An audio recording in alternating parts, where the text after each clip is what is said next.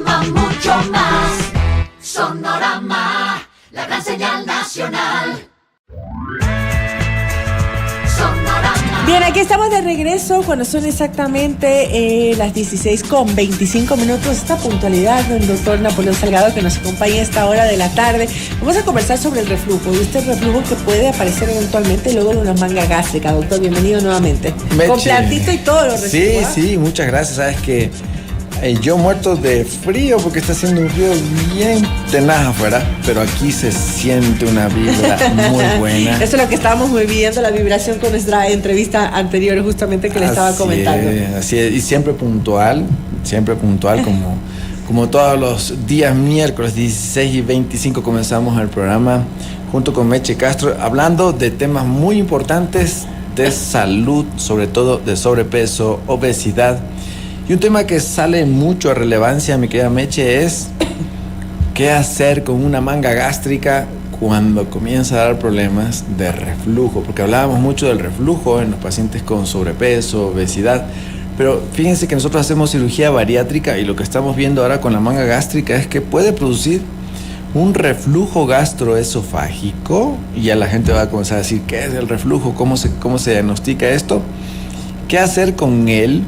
¿Y qué alternativas vamos a tener con estos pacientes? Ok, ¿qué es entonces este reflujo gastroesofágico y por qué ocurre después de la manga gástrica y en qué porcentaje, doctor? Todos tenemos reflujo, es decir, la cantidad de ácido que produce el estómago finalmente tiende a subir hacia el esófago, normalmente. Pero cuando esto ya se hace repetidas ocasiones y comienza a dar sintomatología que molesta o que dificulta la actividad normal de la persona, por lo menos unas 2 o 3 veces por semana, el reflujo ya se vuelve una enfermedad y se la considera como enfermedad por reflujo gastroesofágico. Ahora bien, cuando nosotros hacemos una manga gástrica consiste en dejar al estómago del porte de una bananita, lo que antes era una bolsa de 1,5 litros más o menos de capacidad, ahora queda un tubito, una banana de 200, 300 centímetros cúbicos. Es un sistema en donde va a haber una presión aumentada. Es un sistema de alta presión. Este sistema de alta presión hace que, lógicamente, el alimento que llega ahí se vaya depositando, y una vez que está en el estómago más pequeño, esa alta presión, cuando se trata de inyectar el alimento hacia el intestino, refluye hacia el esófago y con ello refluye el ácido, los contenidos gástricos, y esto puede dar molestias al paciente como sensación de ardor, sensación de quemazón, sensación de llenura, de dolor retroesternal detrás del pechito, y que puede verse implicado hasta en un quinto de los pacientes, hasta una quinta parte de los pacientes que se hacen una cirugía de manga gástrica. De manga gástrica, el bypass es otra cosa, también puede hacerse presente ahí. ¿Cuál es la diferencia, doctor? El bypass gástrico es la disminución del tamaño del estómago, pero en este caso vamos a conectarlo hacia el intestino.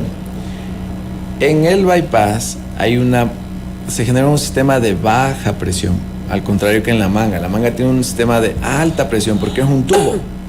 Entonces, al ser un tubo largo, donde antes era como una bolsa que recibía el alimento, ahora el alimento se va a estancar. Entonces, la presión ahí va a ser mayor. El bypass, como va conectado hacia el intestino, se hace un sistema de baja presión. De hecho, el bypass es uno de los tratamientos para corregir este tipo de reflujo. Para aliviar el tema en caso de que la manga ya dé mucha sintomatología. Así es. ¿Y puede este reflujo esofágico afectar el éxito en general de la cirugía de la manga gástrica? O sea, habría que cambiárselo, sí, muy evidente, ¿no? Sí, o sea, si tenemos reflujo, hay que primero ver qué grado de reflujo es, porque todas las personas tenemos reflujo. Los pacientes con manga gástrica todos hacen reflujo. Ahora, hay que ver hasta dónde el nivel de reflujo genera daño a nivel esofágico, porque si está regresando ácido hacia una estructura como el esófago, que no está acostumbrada a recibir ácido, el esófago comienza a quemarse. Sí. Al quemarse, y son otras complicaciones. Claro, al quemarse se ulcera. Si se ulcera, el esófago ya tenemos un problema que si no lo tratamos puede producir estrechez, puede producir cambios inflamatorios importantes que pueden llegar incluso a dar estos esófagos que nosotros hablábamos en algún momento con la obesidad, esófago de Barrett, que es el cambio de la mucosa del esófago. La mucosa es como la piel que reviste por dentro del esófago. El esófago usualmente tiene unas células, vamos a decir, cuadraditas. Cuando se cambia esas células a unas células como en forma de un cilindro y como con un cepillito, así como dentaditas, eso se llama una metaplasia. Y la metaplasia es sinónimo de esófago de Barrett y es una lesión premaligna. Entonces, hasta un 0.4 a 0.6% de pacientes que tienen esófago de Barrett pueden convertirse en cáncer esofágico anualmente. Pues es muy importante tratar este problema del reflujo en pacientes que se hayan hecho una manga gástrica. La manga gástrica es la cirugía que más se ha hecho a nivel mundial. Actualmente es el principal procedimiento quirúrgico para tratar los problemas de obesidad, de sobrepeso. Y finalmente lo que estamos viendo en nuestra práctica diaria es mucho paciente operado de manga gástrica que viene por reflujo, viene por aumento de peso, viene por problemas de ardor. Un 10-15% de pacientes no puede convivir con ese ardor, tienen que dormir casi sentados o tomar muchos medicamentos antiácidos. Eso es realmente terrible. Cuando yo sufrí de reflujo, es básicamente cuando uno está en una etapa avanzada ya del embarazo. Después de del embarazo. Del embarazo también, cuando ya no hay mucho espacio y uno siente también un reflujo y realmente es muy incómodo y también hay que dormir sentado. Entonces me puedo imaginar pues la incomodidad de los pacientes por mucho tiempo que tengan este reflujo. Pero también muchos de esos tenían reflujo antes de la cirugía bariátrica. Era mucho más intenso, era mucho mayor el reflujo en esa etapa de obesidad, doctor. Sí, lo que pasa es que ahí hay que distribuir en dos grupos de pacientes. Pacientes que tenían reflujo, pero no tenían esofagitis severa, y pacientes con reflujo y con esofagitis severa. El paciente con reflujo, sin esofagitis, probablemente con la baja de peso, como una paciente embarazada. Una paciente embarazada da luz y se le quita la sintomatología de reflujo. Así es. El paciente con obesidad baja de peso después de la manga y se alivia el reflujo. Pero el paciente que tiene esofagitis o acompañado al reflujo, la esofagitis, se presenta una hernia yatal, probablemente esos pacientes son mejor tratados con un bypass gástrico, ya no con una manga gástrica. Entonces, yo creo que, como siempre le digo a los pacientes, ¿cuántas veces usted quiere operarse en su vida? Probablemente una. Ya habíamos hablado de que la obesidad es una enfermedad crónica, incurable, que hay que tratar las veces que sea, pero el paciente no quiere entrar al quirófano cada año. Entonces, finalmente sí debemos ofrecerle la mejor técnica en un solo tiempo. Si yo tengo un paciente con reflujo, con esofagitis, la probabilidad de que ese paciente tenga una mala calidad de vida, a pesar de que baje de peso y que aumente el reflujo, es de un 70%, y con esofagitis, estrechez y todos los daños que acabamos de mencionar. Entonces ahí iría perfecto un bypass gástrico. Ajá. ¿La dieta puede ayudar a disminuir para reducir el reflujo? De hecho, es la primera línea de tratamiento. Si un paciente después de una manga gástrica, ha hecho un control, vamos a decir, regular con su nutricionista, con el deportólogo, tenemos una serie de manejo multidisciplinario adecuado, pero presenta reflujo, la primera línea de tratamiento es dietético. Okay. Hay que comer porciones más pequeñitas, o sea, maneja una higiene alimentaria adecuada. Porciones pequeñas, más fraccionadas durante el día, evitar comidas nocturnas, evitar comidas grasas, evitar comidas irritantes como picantes, ají o algunos tipos de alimentos como por ejemplo el café, el vino, eso básicamente. Y también medidas de postura. Las medidas posturales son dormir con una cama inclinada unos 20 grados sobre el nivel del piso.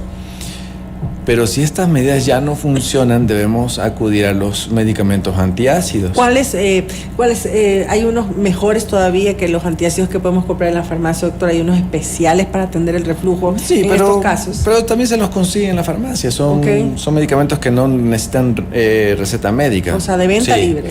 Sí, son los inhibidores de bomba de protones, que son así algo como científico. El omeprazol, ya, ese es.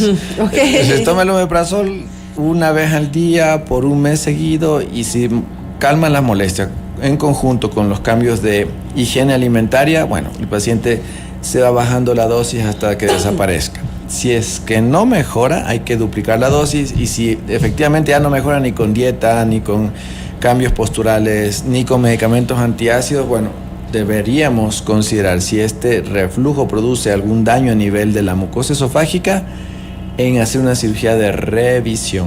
La cirugía de revisión se la practica casi en un 30% después de la manga gástrica.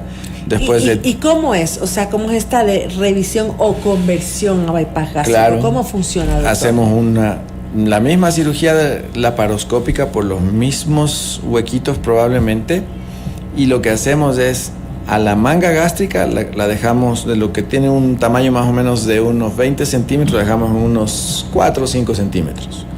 Ahí le cortamos y si está muy ancha se la puede achicar un poquito, si no está muy ancha no se la achica, si tiene una hernia se repara la hernia y ahí en ese momento subimos un segmento de intestino con la finalidad de primero disminuir la presión intragástrica. Pacientes que tienen manga gástrica, no se olviden, tienen un aumento en la presión dentro del estómago, lo que produce el reflujo. Entonces, el momento de cambiarlo a bypass, este bypass va a fluir más fácilmente hacia el intestino.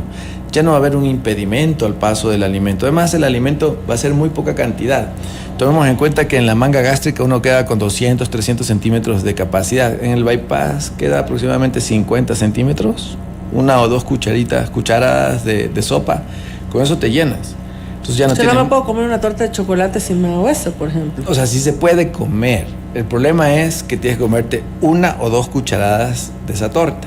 Ok. Ahora, o sea, me como en un momento, después más tarde me puedo comer otros pedacitos. La idea es que sea la torta hecha con, qué sé yo, con harina de almendras, chocolate negro, claro, con stevia, con aceite de coco y con todo eso. Muy, muy dietética. Okay. Porque los carbohidratos en el bypass no se llevan bien con el bypass, ni los carbohidratos o alimentos de alto contenido calórico, ni las grasas.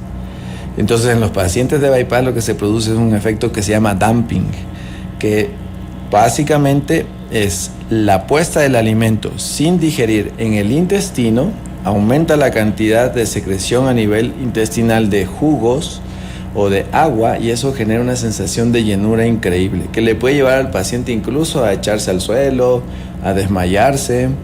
Entonces, el paciente experimenta eso una única vez, luego ya no va a querer pegarse la tortita. Por eso dije, la torta de chocolate con harina de almendras, por lo tanto no tiene carbohidratos. A ver, si presento reflujo, me echo una manga gástrica, este reflujo puede aparecer al poco tiempo de haberme hecho la manga gástrica, es decir, tendría que entrar, no sé, al año a realizarme un bypass, por ejemplo, podría presentarse así. Va a depender mucho del seguimiento, de que te alinees con la nutricionista y le digas, ¿qué alimento voy a comer? La nutricionista va a decir, este alimento es bueno, este alimento en este horario y en esta cantidad. Segundo, ejercicio físico. El ejercicio físico aumenta el tránsito a nivel distal. Claro, hace un movimiento total, el movimiento intestinal, entonces como un sifón, va succionando el alimento hacia el intestino. Tercero, vamos a tener durante el primer año al menos unos 3 a 6 meses que tomar inhibidores de bomba de protones, el omeprazol o cualquiera de la familia de los prazoles.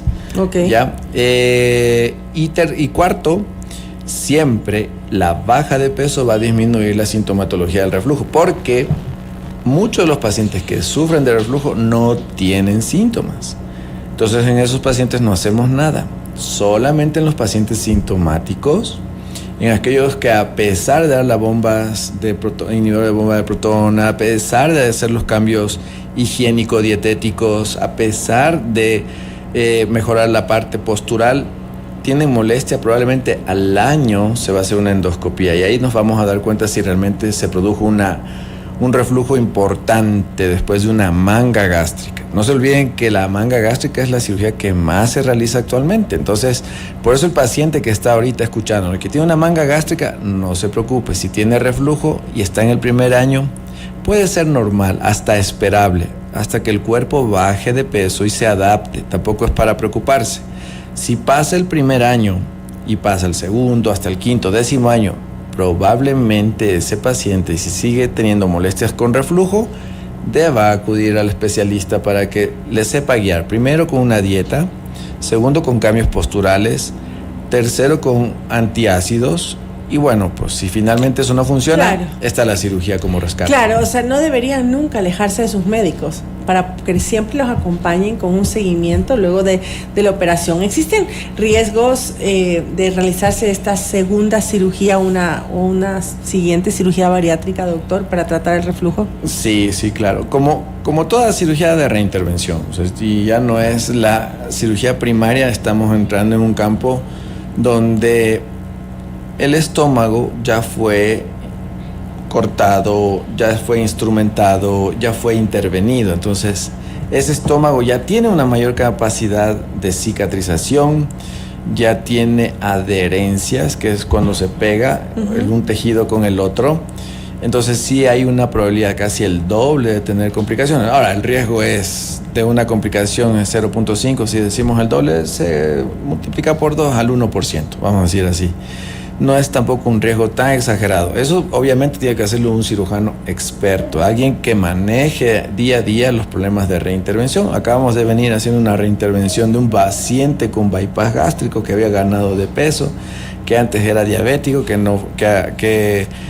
no con manga, sino con bypass. Con bypass, okay, claro. O sea, el cuadro es complejo. Claro, el cuadro más complejo. Paciente con 140 kilos, que bajó hasta 70, que dejó de ser diabético por 6 años y en estos 2 últimos años comenzó a reganar peso, volvió a tener diabetes, volvió a los 140 kilos. Entonces, ¿qué alternativas le ofrecimos a este paciente?